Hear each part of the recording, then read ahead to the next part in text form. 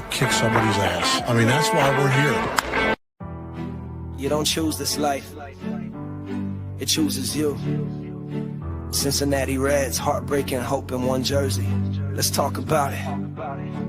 Every April starts fresh, we believe again. Young guns on the rise, feeling hoping to win. But by June we slipping, watch the season decay. And by August I'm just praying we don't fade away. They say next year, man I've heard that for life. Like a broken record echoing through Queen City nights. They trade our stars, keep pinching those dimes. Rebuild on repeat like it's stuck in rewind. Still I show up, red hat on my dome.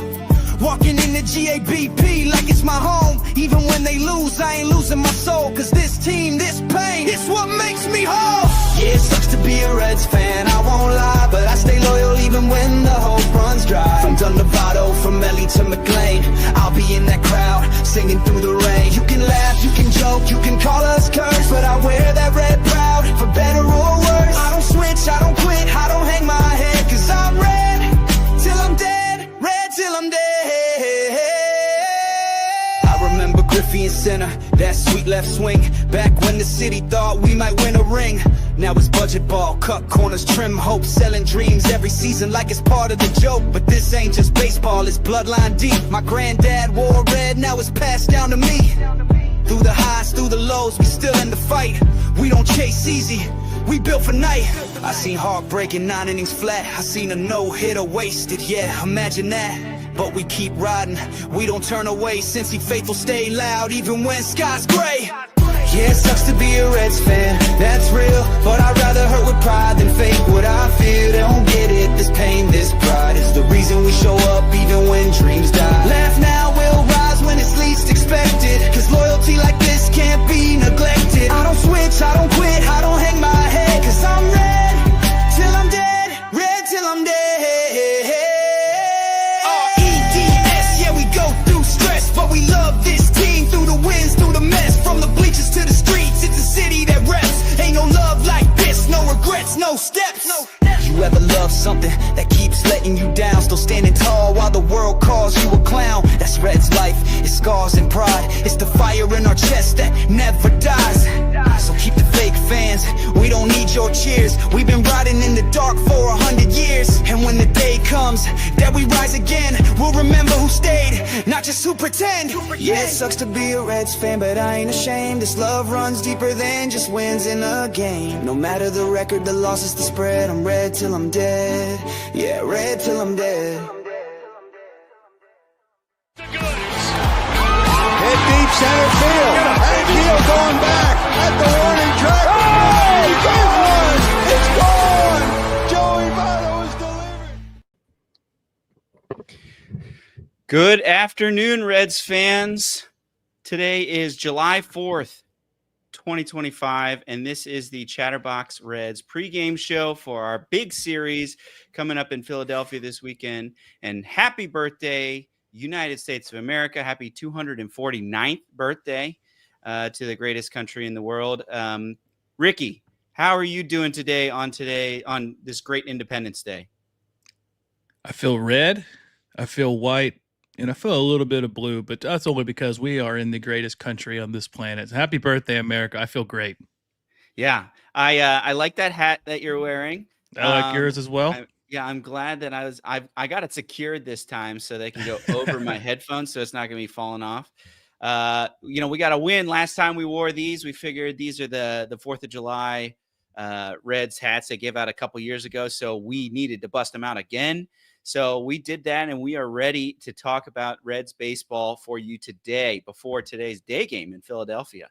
Hope everyone is doing well. Enjoyed a parade this morning, got a bunch of candy, and then some fireworks later today. So hopefully that will be we'll also be celebrating a Reds win along with that. But before we get started about today's game, leading up to it, we actually had a little bit of news come down the wire. The Reds made a transaction where they activated Noelvi Marte off of the IL and right-handed pitcher Graham Ashcraft into their bullpen. Noelvi Marte went right into the lineup. Graham Ashcraft I'm assuming, is going to be in the bullpen and ready for use today, I would hope. Ricky, what are your thoughts on this? It was some welcome news to see some more cavalry coming in to help this Reds lineup.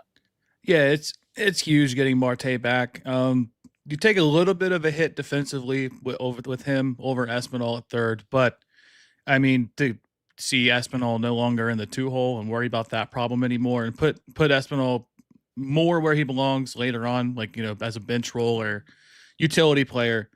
In 68 games, Marte's hitting 294 with an 857 OPS.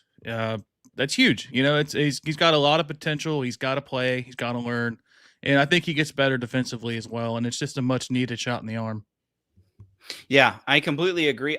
If we look, we'll get to this lineup, but this lineup looks, I know we've struggled against left-handed pitching, but it looks pretty deep with right-handers that I feel like I trust against left-handed pitching, all the way down to Espinal in the 9-hole. I know he's struggled, but he still has shown that he can get hits off of left-handed pitchers. So, if we can get him on base and then turn that lineup over for a surging Matt McLain and TJ Friedel and Ellie De La Cruz, man, that really makes it a, that gets me excited about what we're going to be able to do today. And also, I think, along with this, I almost think that Graham Ashcraft being added to this bullpen, if we can get healthy Graham Ashcraft, is even more important than Marte. I know that Marte hopefully is going to be able to give us some bats, but this bullpen has been taxed. It has been challenged, and it's frankly not been that great recently. To be able to have him, if he's able to be, well, let's hope that he actually is healthy and there isn't any rust, but he is able to come in, solidify that 7th inning, or come in in a fireman role and get some huge outs for us. I feel way better about Ashcraft in the 7th than say like Barlow or Jabot or Rogers, and so I think that it's just great to see this team is starting to round into form. This is the lineup against lefties that I think that we were all hoping we'd get this year. I guess we can move on to that lineup there. But look at this. I mean, all the way down to Marte in the 7-hole, and then Espinal in the 9th, and Rhys Hines, who, has been struggling, but, over his career still is better against left-handed pitching. Hopefully can run into one and, send one out at Citizens Bank Park.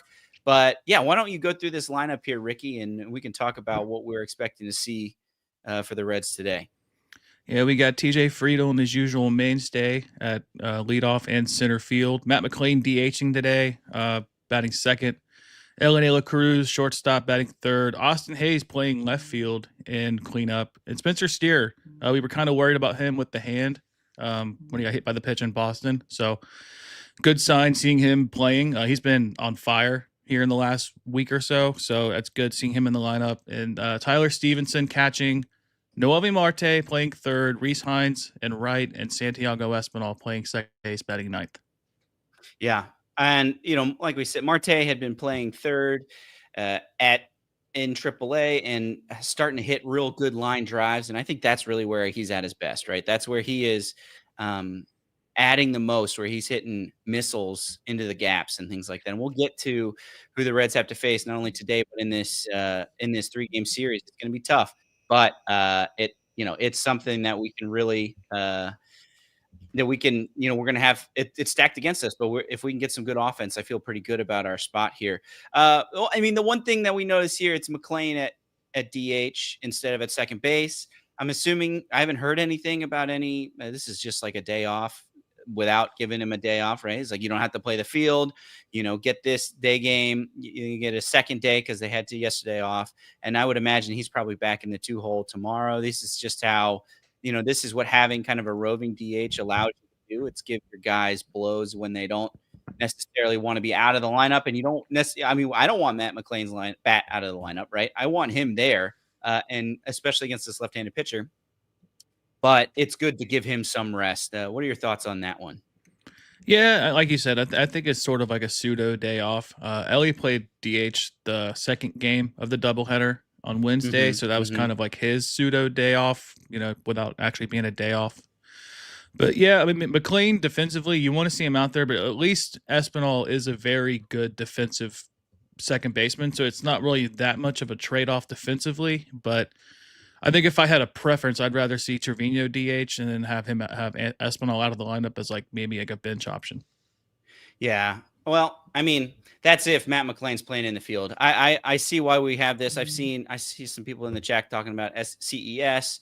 I would imagine he's probably somebody who can, a pinch hitter off the bench. That I mean, for a team that has had Garrett Hampson, Connor Joe, Jamer Candelario, Blake Dunn, Ryan Velade as your bench options, to have CES and Trevino and Gavin Lux and Will Benson as your bench bats to come in against right-handed pitching. Like, that sounds a lot better. I feel way better about getting a spark from any one of those guys than the people that I just meant. So I think part of what getting Noelvi, Marte, and Austin Hayes back does is not only is it lengthen out our lineup, but it makes our bench so much more dangerous. Somebody that they actually got to worry about. Like, are they going to bring a right-handed pitcher in, knowing that we have Lux and Benson on the bench that can, hit the ball better. So I really like the bench options that we have here as well.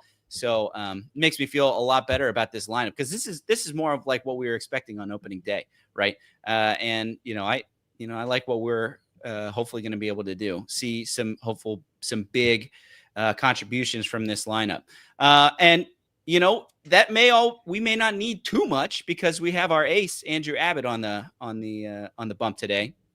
Andrew Abbott has been incredible so far this year. Let's hope this continues. Ricky, you got some numbers on Andrew Abbott and what he's been able to do so far this year? Yeah, so far this season, he's 7-1 with a 1.79 ERA. His last 3 starts, he went 5 innings with 7 hits, a run, 2 walks, and 4 strikeouts for San Diego. 7 innings, 4 hits, 1 run, no walks, 3 Ks against St. Louis, and then versus Minnesota, 8 hits and 5 2/3, a run, no walks, 5 strikeouts. So if he's limiting his walks, and I have some numbers on that too. He has a 660 strike percentage this year. That's the highest of his career. He's been over 60%, but he's been like 6'2", 6'4". He has the lowest BABIP of his career. There's a batting average against balls in play. That's at 242. He was at 260 in 2024 and 302 in 2023. He has allowed a 591 OPS this season.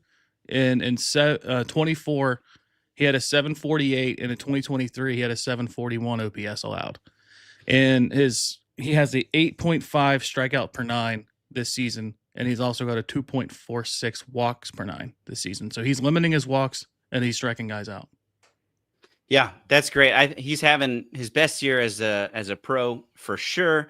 I think we all expect that he will probably get a nod for the Reds to the All-Star game, which I think it would be absolutely deserved. He's pitching very well. And boy, if he could twirl a gem for us, I think that would be just huge for this series. I see some comments. I think Daniel Sargent says against this, it should be an easy sweep. We avoid their best pitcher and Taijuan Walker. I hate to break it to you, buddy. We're not avoiding their best pitcher. Zach Wheeler is, I think, the odds-on favorite for the Cy Young, and he's going against us on Sunday. So, we have 2 tough lefties, and we'll get into that as we get into the rest of this weekend series with Jesus Luzardo and Ranger Suarez. And we know that we have not been that great against left-handed pitching. Let's hope that Austin Hayes and Noelvi Marte and healthy Spencer Steer can help change that. But then we have Zach Wheeler on Sunday. So, an easy sweep is not something that I would just describe this as. So I don't think that it's something that I would consider easy. Now, as a point, I think that because of the tough pitching that we're facing, I don't think that going in there expecting a sweep is necessarily possible. I would be thrilled with just winning the series and, frankly, be all right as long as we don't get swept. I keep seeing that Luzardo stinks. We're going to get into them. He actually has 2 very bad starts, but besides that has been actually quite good. So we can get, why don't we dive in a little bit more into their lineups. Let me get that pulled up here. We have Trey Turner, shortstop, batting first. Kyle Schwarber, Middletown's own, DHing and batting second. Bryce Harper playing first and batting third. Alec Boehm thought as a Reds potential trade target, batting fourth and playing third. Nick Castellanos, old friend, playing right and batting fifth. JT Real Muto still holding it down for them at catcher. Otto Kemp, left fielder, don't know much about him. Edmundo Sosa, former Cardinal, playing second. And then Johan Rojas batting ninth and playing center field. So where's this lineup stack up against, or how does this lineup stack up against Andrew Abbott there, Ricky? Well, we're kind of catching Harper at the right time, I guess, if you want to call it that. He's batting 0.95 over his last 7 games, but 278 in his last 15. He does have a homer in that 7-game stretch, but he's only got 2 hits, so one of those hits is a home run. And Schwarber, he's only got, I think, 1 home run in his last 7 games. And I wanted to talk about Otto Kemp a little bit. You brought him up. In his last 7 games, he's batting 273, 5 strikeouts, 4 walks, and a home run. He, on the season, is batting 264 with a stolen base and a 707 OPS. So not a slouch, but I like our pitching matchup. I think I think Abbott really holds an advantage over these guys. They don't really hit left-handed pitching that well, and if we can limit their runs, if Abbott can keep the walks down like he has been for the majority of this season, I like our chances with him. Yeah. I've seen some discourse in there too. I guess we can get back to it, but if he can, a lefty up against Schwarber and Bryce Harper, obviously, I like that, right? These are lefties that mash right-handed pitching, and so it's something that is great to be able to have somebody coming from the left side, especially with Lodolo going tomorrow as well, and they've been kind of holding on because of their good starting pitching. The Phillies have, and if we are able to limit their lineup and then get to their bullpen, boy, I think that's our success. That's our path to success against the Phillies here. Let's talk about Jesus Luzardo, the good old Jesus Lizard, I think is his nickname. And ERA doesn't seem, it got a 4.06 ERA, but the thing about Jesus Luzardo is that if you take 2 of his large blow-up starts where, just like Chase Burns, there was a high suspicion that he was in some way tipping his pitches. I was reading some articles about it. Is like something is going on. I think the Brewers put 12 earned runs on him and the Blue Jays put 8 earned runs on him. So outside of those 2 starts, which obviously he still had him, but he has a 2.32 ERA and he is 7-2. So that's pretty good. And especially against left-handed pitching, or against left-handed batters, he's been quite good. He's introduced a new pitch this year. It's this sweeper. It's kind of a much more horizontal breaking slider, and it's been very good. It's been very good this year. He is, sometimes you get a new team. He was only mediocre for the Marlins and the Athletics, but he comes up here, kind of develops this new pitch, and has been actually pretty good. So it's one of those where, you can say, we can, it seems like there's some chat in here that he's terrible. And it's like, all right, if you say so, the numbers aren't pointing to that. 7-2 with a 2.32 ERA outside of 2 starts seems pretty good to me. Let's just hope that the Reds are able to get to him. We'll get into some stats a little bit later in my what to watch for. I think there's a couple innings that I think we might be able to hopefully jump on him and things like that. But, this is something that hopefully it's kind of been a bugaboo. There's been much worse left-handed pitchers that have shut down the Reds lineup. I'm looking at Noah Cameron. This guy the Royals brought up, right?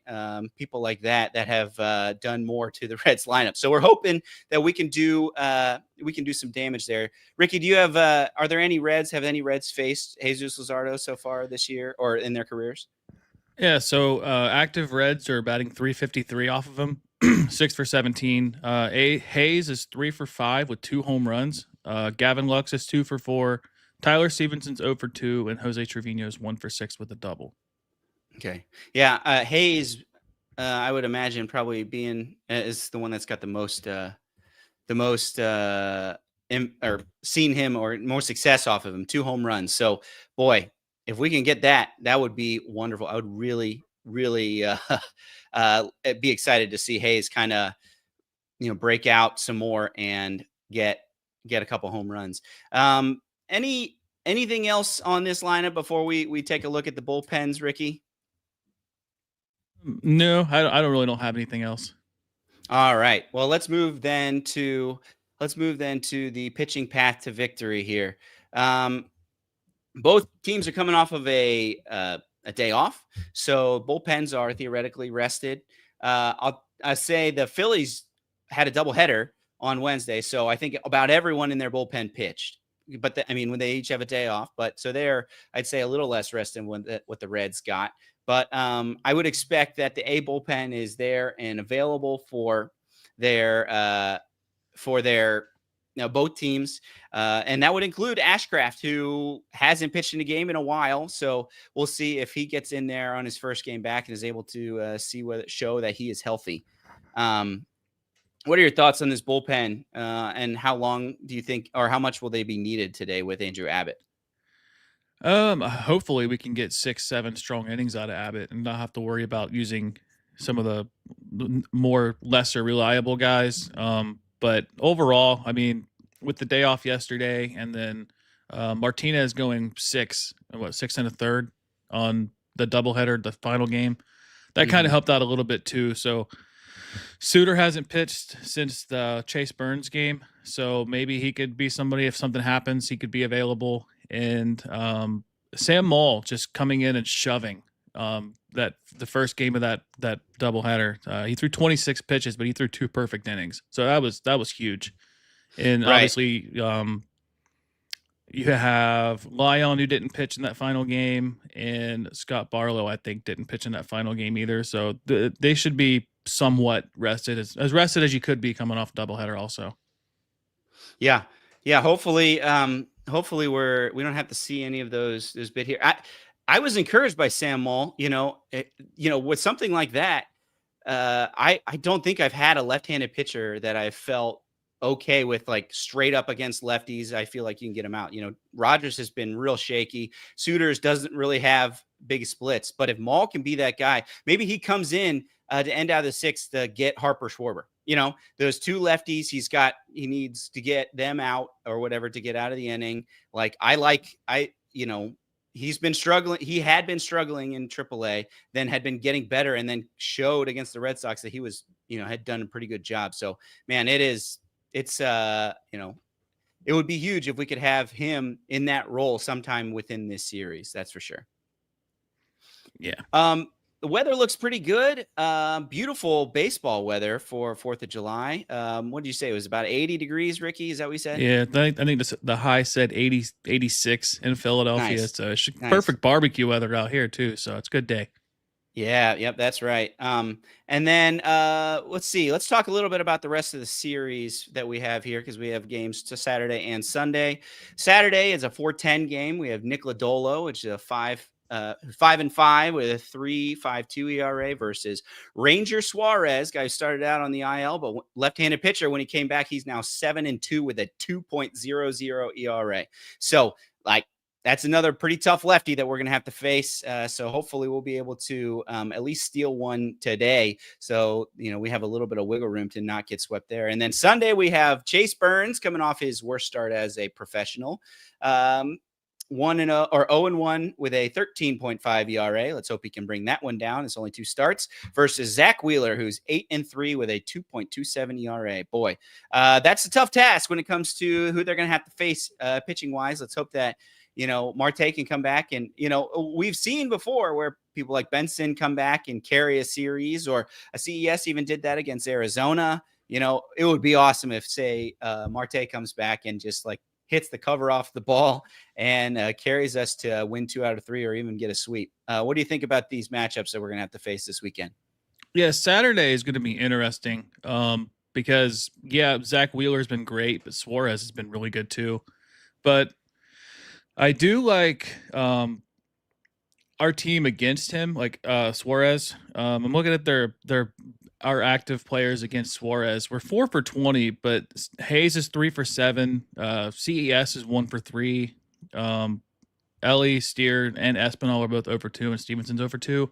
Mm-hmm. But we've kind of been heating up against left-handed pitching. I mean, we haven't been great, but we've been better over the last few games than we have been historically through the season. So I like that. And then I'm interested to see how Burns comes back Sunday, just after that just blow up of a game where he only got 1 out and just everybody was just teeing off on him.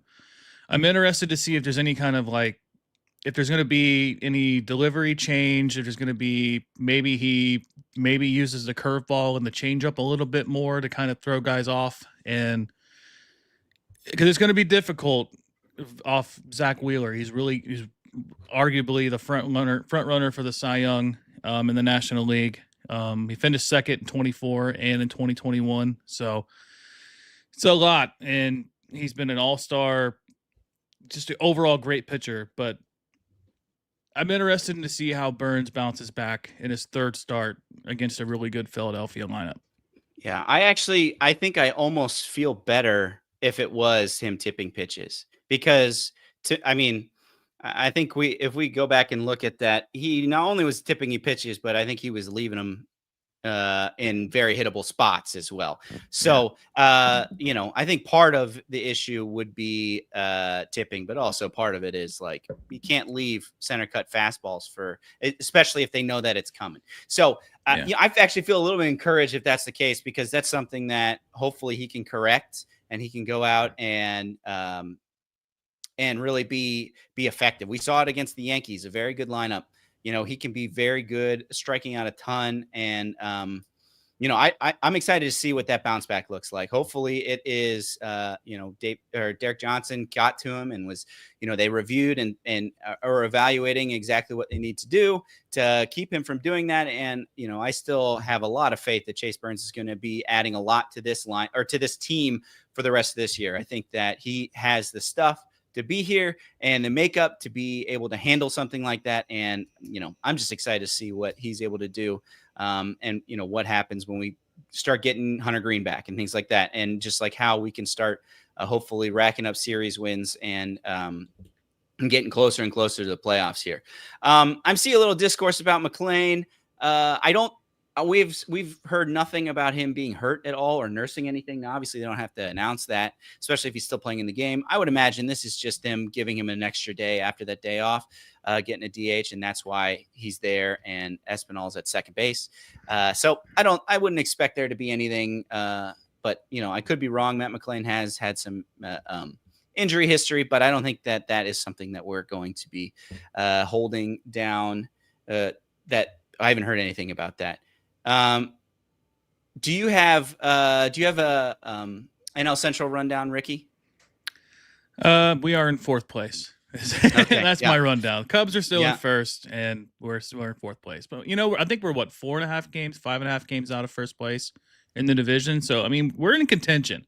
I don't want to make it seem like we're not being in fourth place, because we could go on a run. The Cubs could get cold. Anything can happen. It's just July 4th. Anything can happen.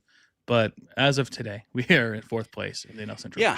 Yeah, and I think the Cubs walked off the Guardians yesterday, but the Pirates have been actually doing the Reds a favor, man. I think they completely shut out the Cardinals, and they've been getting hot and beating NL Central opponents, which has been cool. So hopefully we'll be able to do that, and we'll be able to see the Reds get hot and the Reds continue to be contenders here, at least in the wild card there. Now we get to move to our what to watch for here. There's a couple different things that we can go for. Ricky, is there something that you have for today's game that you'd like to watch for or keep an eye out on? So I don't have anything like our Friday night candy fun stats or anything, but I do have some kind of just more news, I guess, just news and notes. Carson Spire started a rehab assignment yesterday in the ACL. He went 2 2.3, 2 hits, 4 strikeouts. So that was kind of a good thing to see him kind of getting going. And then I wanted to talk about what Charlie Goldsmith had tweeted Terry Francona's comments on Ashcraft and Francona. Marte, not Francona. Okay. Terry Francona on what Noelvi Marte showed earlier this season. The thing I was happiest about is he was giving nothing. He got sit down. He continued to have good work ethic. He went to AAA and knocked the cover all over the place. When he came up with us, he was in a really good spot. And then on Ashcraft, he said, it's nice because you don't mix and match with him. You don't have to finagle around lefties and righties. You just let him pitch. I look back to front. When we're winning, you can get him in there. You know when you're going to go. You know where you're going to go. When you know where you're going to go, it helps. He didn't type that in there. But having Ashcraft in, being a former starter, I guess kind of helps with him, especially more recently a former starter. He just transitioned to the reliever role this year. Having the ability to go against lefties with his cutter is a big deal, and he's got a high velocity cutter as well. If he can control that and just limit the walks, I mean, he can be a really good reliever for us. Yeah, and I think that this is going to be something that we deal with through, when we play good competition. There's going to need to be it's going to need to be the whole team contributing, whether it's playing good defense, whether it's moving a runner over, whether it's hitting a sacrifice fly, whether it's getting a big hit in a pinch hit appearance. I would imagine that Santiago Espinal and Rhys Hines are in a spot to get pinch hit for. I know that in the past, Santiago Espinal hasn't been pinch hit for, or Tito hasn't been as eager to pinch hit for him when he's playing third base, because we could put Lux there, we could put CES there, but that's a significant defensive downgrade. I would imagine now with Santiago Espinal at second base, a righty in the bullpen, I could see Gavin Lux batting for him there, or even potentially CES if you want to move things around. And same thing with Rhys Hines, right? Will Benson off the bench is almost a 1-for-1 change there to put him in right field. So I can even see where there may be some situations where we may get some key pinch hit at bats, and we would be able to do that. Hopefully, we are able to just play clean baseball. Like the Red Sox had that game that we played, the second one in the doubleheader. They had that game in hand, and then kind of knocked it around by playing poor defense. I think whenever you facing pretty good pitching against you, basically everything else needs to be clean. We can't be giving them any more life than we already have, and then that we're already giving them. And if we're able to play good team baseball where everyone is able to contribute, I think that gives the Reds a great chance to win. My what to watch for is actually about Jesus Luzardo. I know we've talked about it a little bit, but as you can see here, there's a couple innings in which Jesus Luzardo seems to be a little bit vulnerable, right? As you can see here, he has a 5.29 ERA in the first and the second inning. So with 3 home runs, which is more home runs than any of the other innings. So, what this shows me, and there's a lot of things that can go into this, and obviously the 2 huge starts where he gave up 12 earned runs and 8 earned runs, I think, to the Brewers and the Blue Jays are, as you can skew this a little bit, but this is somebody that we can get in the first inning. The Reds are the best team in baseball at scoring early in the first inning, and that is where we can get Jesus Luzardo. So I really hope that we're able to jump on him early, maybe get a couple runs across the board, start playing with a lead here, because it seems like, look at that 5th inning, 6th inning, 7th inning. Obviously, he doesn't always get there. He's only gotten to the 5th inning in 5 of his 17 starts, but when he's cruising, then he gets tough to heat. He hasn't yet to give up an earned run in the 5th inning, which is, I think, a little random. And maybe if I was a betting man, I would find some way to take advantage of that weird stat that he hasn't given up an earned run in the 5th inning. But that being said, he's somebody who, if you can jump on him early, get a couple runs, he seems to kind of settle in and start doing a little bit better as the game goes on.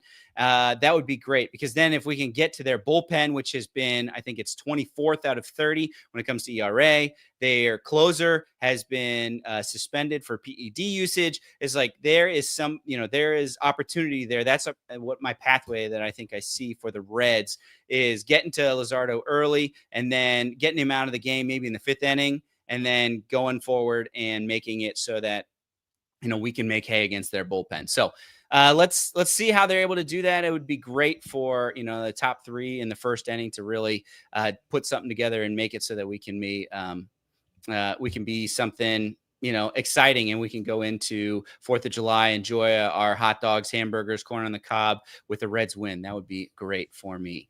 I believe for all of Reds country. All right, let's get to, this is the crystal ball portion of the program, where we have to come up with an estimation on what we think the score is going to be in today's game. Go ahead and post your thoughts in the chat of what you think the score is going to be, the predictions are going to be. Ricky, while we're waiting, what is your thought? What are your predictions? Yeah, I think Abbott's going to show that he is an all-star pitcher. He's going to pitch the way he has pitched for almost all of the season so far up to this point. So I think he's going to shove. He's going to go 7 innings, and he's going to allow just 1 run. And the Reds are going to pull this one out. We're going to win 5-1. Yeah. Dunny 17 says Reds 4-1 with 3 Hines home runs and an Espinal. Hey, let's go, Dunny. So that is 4 solo home runs to beat the Phillies, and Espinal gets his first home run of the year. That is a prediction. If that happens, man, boy, we will clip this up and it will. Yeah, go we everywhere. can clip this up and it will go everywhere, because that's a heck of a prediction there.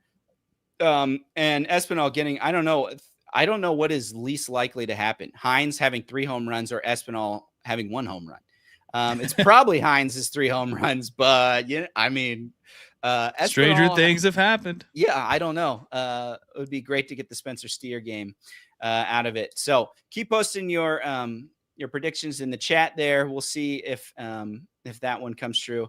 I've been stalling here just because I think that we jump on Luzardo for a couple in the first inning. We go out to like a 2-0 lead. Abbott gets into the 6th.